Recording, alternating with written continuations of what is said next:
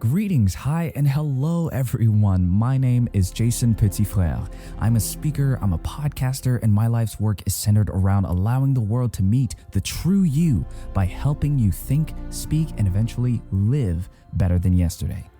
We do this first by establishing a good reason why, a strong and powerful motivation to keep going when the going gets rough. Second, we need awareness and acknowledgement of what's holding us back. And third, we need scalable steps forward as a reliable bridge between who we are right now and who we need to be tomorrow and the day after that, and the day after that, and the day after that. This, my friends, is how you go from stuck to thinking as, speaking as, and living as the true you.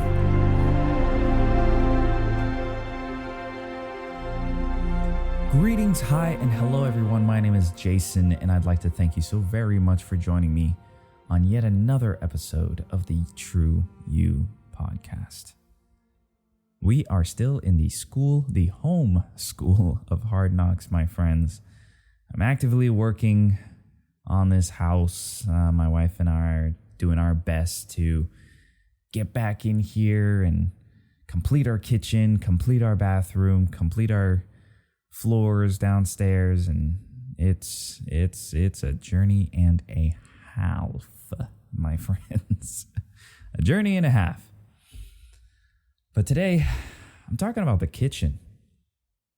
I recently had to not only put together, but mount the cabinets. Thankfully, no overhead cabinets. I'm grateful for that right now. It was all just base cabinets, just floor cabinets.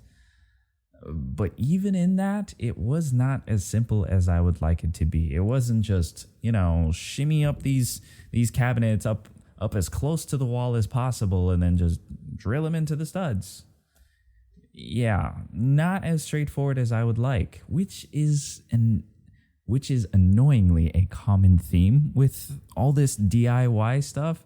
I never realized just how off schedule, just how off plan I would end up being with a situation like this where I'm having to do a lot of the work, where we are having to do a lot of the work ourselves, the unpredictables, the unforeseen. Anyway, kitchen, these cabinets. I realized that in mounting many of these cabinets, the walls weren't always completely 90 degree off the floor and straight. In some places they bulged out or they bowed in. It was uneven. And I thought to myself, I don't think everybody's kitchen is like this. And I had to catch myself because if I didn't, I would have very quickly fallen into that slippery slope or that pit of the comparison game.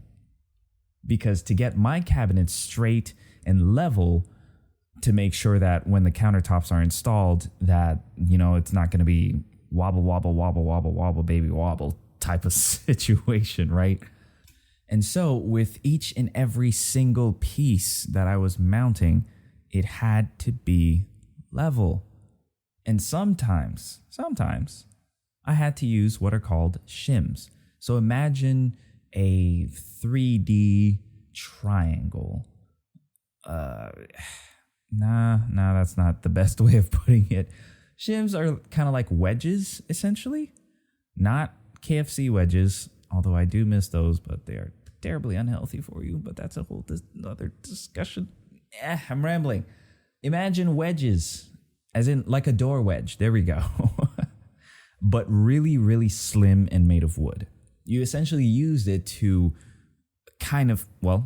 wedge whatever platform or box or cabinet, in this case, that you are trying to get level up just a little bit, or to the left just a little bit, or off the wall just a little bit.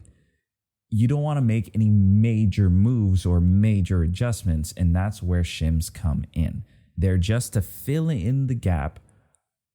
They are for filling in the gap just enough so that when you screw it in, it's not off it's not improperly leveled, essentially. So with that being the case, and the sheer amount of shims I've had to use for our entire kitchen cabinet situation, I stood back at the end of it and thought to myself, this is a lot, and I doubt that everyone's kitchen is like this. And for a very brief moment, I fell into the pit or the trap of comparison. Have you ever looked at your own life in any particular area, be it physical fitness, mental toughness, spiritual connection, or financial stability, and saw some glaring flaws, or at least what to you are glaring flaws? And then you look to your left, you look to your right, you notice your brother or your sister, or you notice your coworker or your boss in what you might describe as significantly better a position than yours. I can almost guarantee that your confidence was not boosted after said exercise in imagination. You see, a lot of us complain, or not complain, a lot of us kind of, sell ourselves short by saying, I'm not creative. I don't have a great imagination. That's all a load of crap. It is. Let me not get too creative right now with what that is. I think you follow.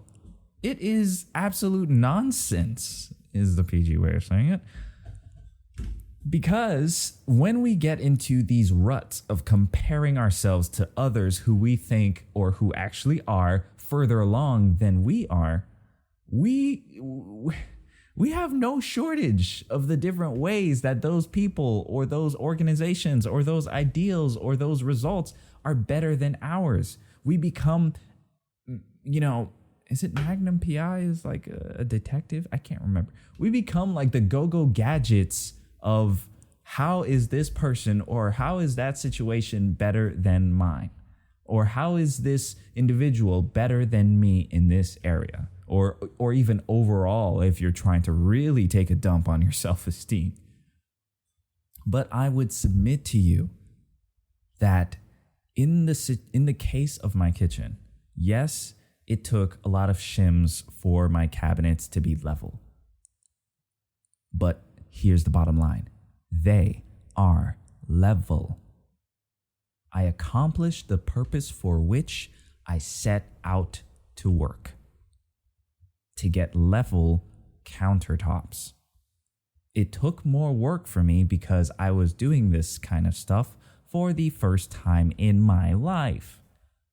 Lots of YouTube videos and some texts and advice from other people who knew better later, and now I have some level countertops. Well, I have some level cabinets that are ready for some equally level, as they should be, countertops. Somebody else's kitchen situation might have been much simpler. I don't know the conditions in which they had those installations made. Did they have prior knowledge? Did they hire somebody that had prior knowledge? Did their walls, come flat or properly built in, properly screwed into the studs with no bowing and no bulging? Who knows? But even in their home, there is some room, some alcove, some duct that isn't perfect. And even if it was all perfect, what business is it of mine that theirs is perfect or not perfect? Does it affect how well my air conditioning is running? No. Does it affect how well my range hood is venting out greasy air from my kitchen? No. Does it affect how well my fireplace works? No. Does it affect whether or not my front door creaks when it opens? No. What I do in my house affects all those things. What I do with my tools and my money affects all those things. What I decide to set my hands to do affects all those things. It has nothing to do with my neighbor's house. It has nothing to do with my sister or my brother's living situation. The comparison game is it's a mission of self-destruction, self-deprecation. It's a self-defeating cause. And it's pointless. It doesn't serve to better me in any way, shape, or form. Now, I am 100% an advocate of competitive comparison. Let me add healthy competitive comparison. Because when you're trying to be the best in any particular field, you have to compare yourself to the results within the industry. That's called industry standards. That comes from comparison. But now let's make sure that when we are applying healthy competitive comparison, that it has to do purely and simply with the results. And that is all. When those results are equally as or not equally as important, but are held to the same level of importance as my own worth, then we have a problem. When how I perform determines how valuable I am, that's when the healthy competitive comparison becomes the toxic comparison game. And guess what? Guys, girls, we always lose in the toxic comparison game. We always lose. We never win. Even, let me give you an example. Even in situations when you're better than where you're better than the other person that you're comparing yourself to, if it is the toxic comparison game, then that automatically means you're doing it out of a place of insecurity, and therefore you are comparing yourself to somebody in a lesser position to you only because you feel inferior in some other area. Therefore, you need validation in this one by putting someone else at a lower position than yourself. It is just as self-destructive as comparing yourself to someone who's better in order to simply validate to yourself how worthless you are, which is a lie, by the way. It's a lie. It's not true. No one is worthless. And so I want you to understand this as I'm giving you this example of my cabinets and how many dozens of shims I've had to use and cut and fashion in certain ways and get creative with how I applied them.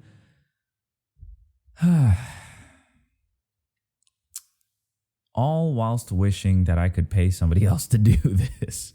All whilst wishing that my walls were just, that whoever installed my walls, which many of the walls, by the way, honestly, that's a whole story in and of itself, because I installed the drywall in my kitchen.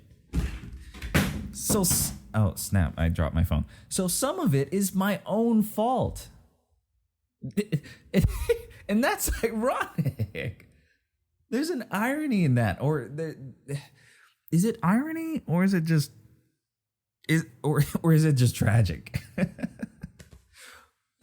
That being said, I'm not 100% blaming myself for it, because the studs weren't even in the first place.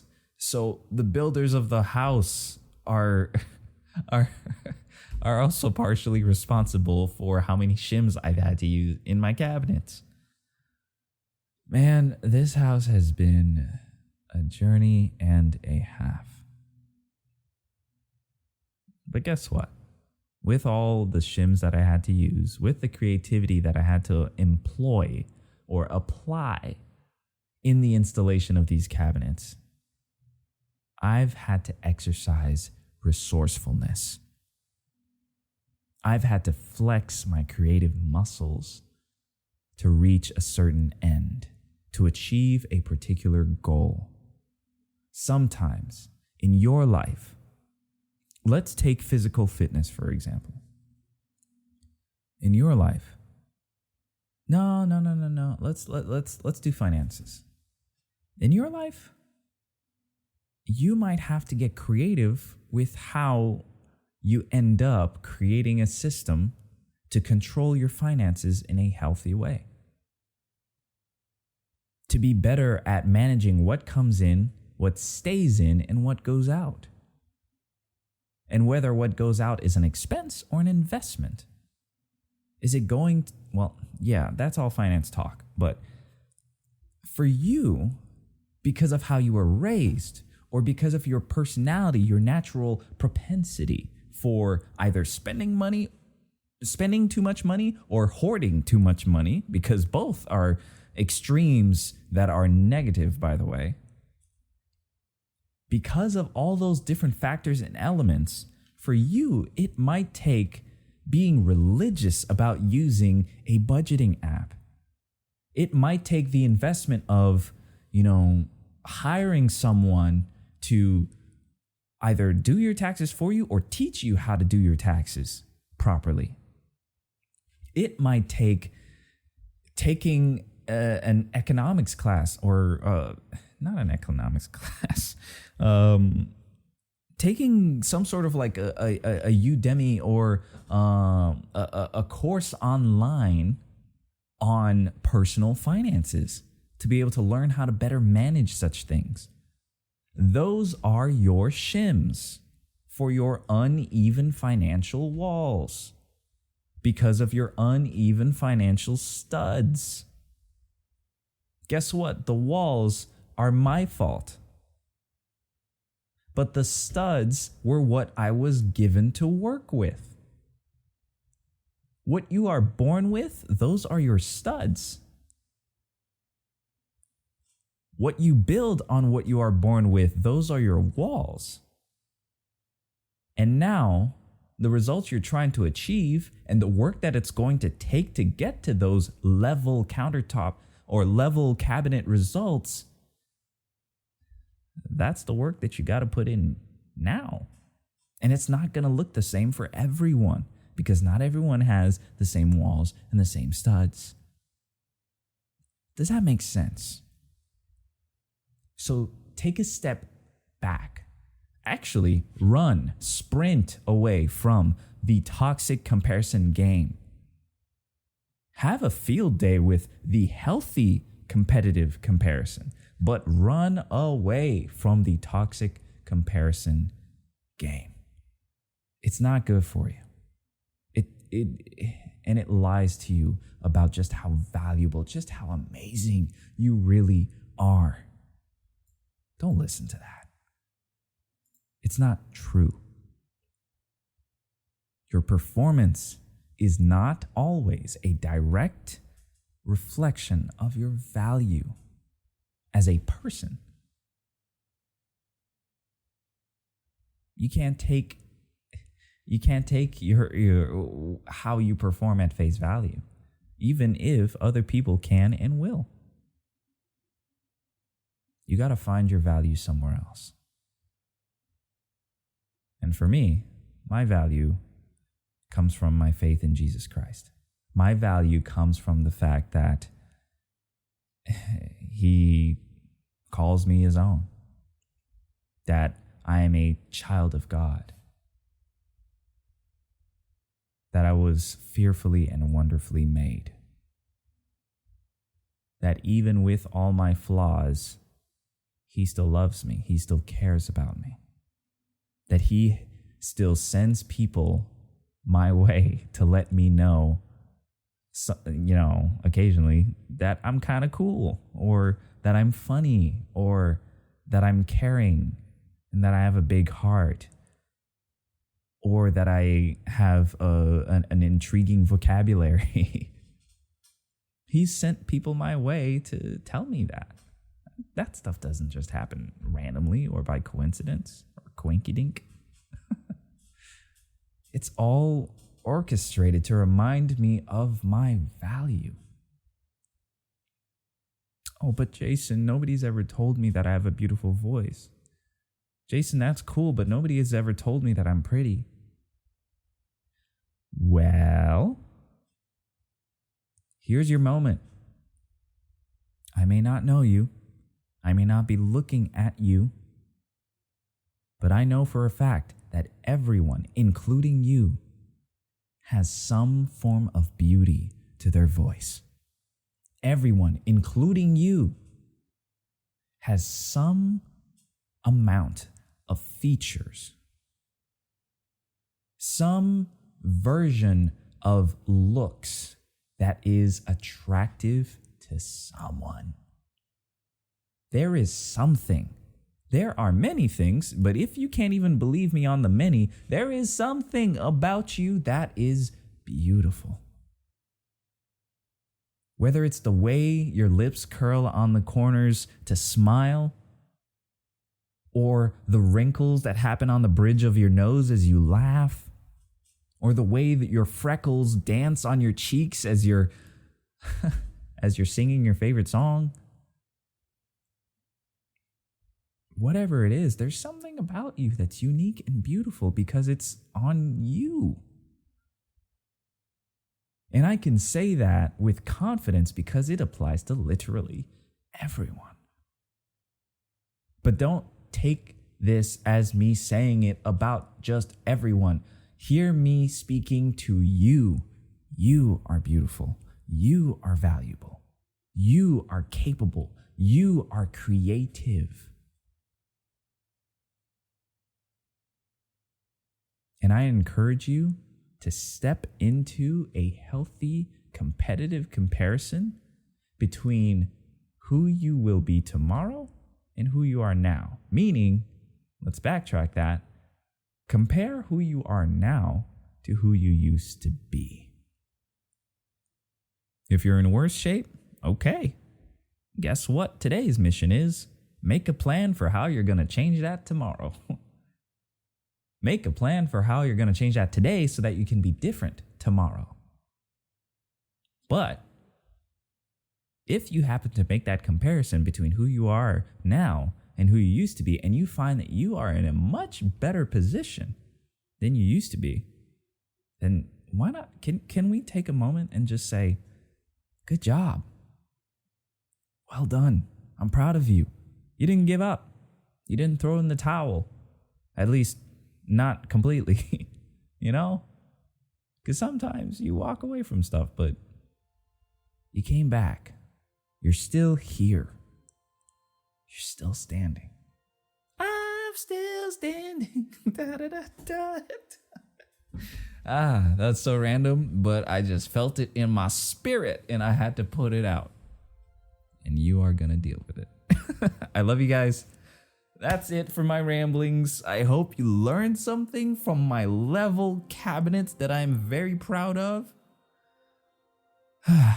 Don't compare yourself to others in an unhealthy way, my friends.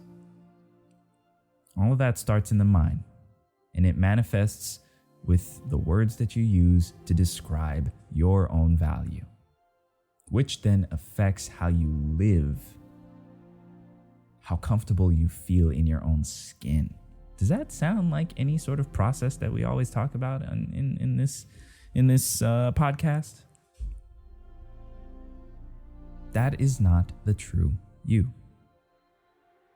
So let's shift that.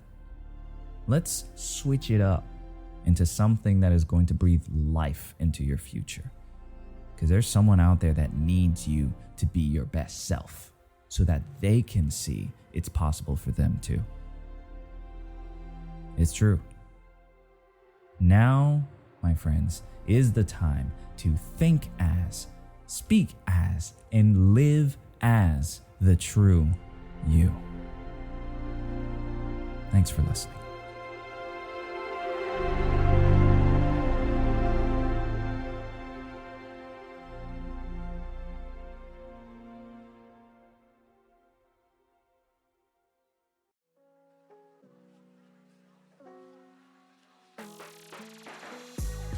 Hi friends, Jason here. I want to thank you again for your time investment of listening till the end. It seriously means a lot, and I would further appreciate knowing what you think about the show through either the like button or your own comments and DMs about what impacted you the most in this particular episode or in any other. The point is, I don't want you to be shy about taking the step to communicate all that. Lastly, I invite you to stay connected to this life-giving community by following or subscribing on whichever platform you prefer to watch or listen.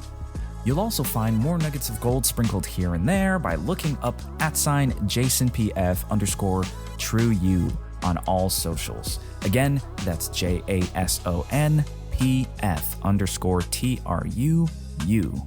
Let's learn to think, speak, and live as our true selves together.